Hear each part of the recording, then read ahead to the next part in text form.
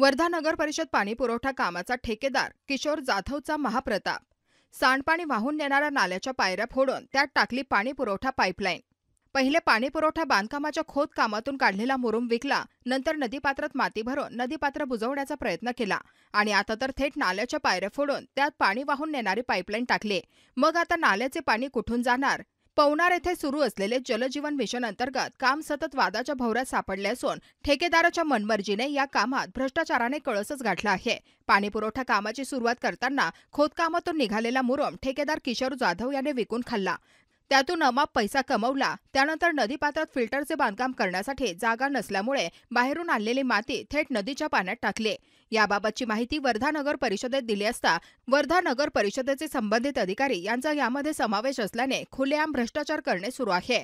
आता तर ठेकेदार किशोर जाधव यांनी कहरच केला आहे. वर्धा नगर परिषदला पवनार इथून पाणी पुरवठा करणारी पाईपलाईन टाकण्याचे काम 2 दिवसांपासून सुरू झाले. मात्र काम सुरू होताच पवनार येथील वॉर्ड क्रमांक 2 मधील पाणी वाहून नेणाऱ्या नाल्याच्या पायऱ्या फोडून त्यात पाण्याची पाईपलाईन टाकण्याचा प्रताप ठेकेदार किशोर जाधवने केला आहे. आता सध्या पावसाळा सुरू आहे आणि पाणी वाहून नेणाऱ्या पायऱ्या फोडून त्यात पाईपलाईन टाकल्याने पाणी वाहून जाण्याचा प्रवाह बंद झाल्याने भविष्यात जर अतिवृष्टी झाली आणि नागरिकांच्या घरात नाल्याचे पाणी घुसल्यास त्याला जबाबदार कोण?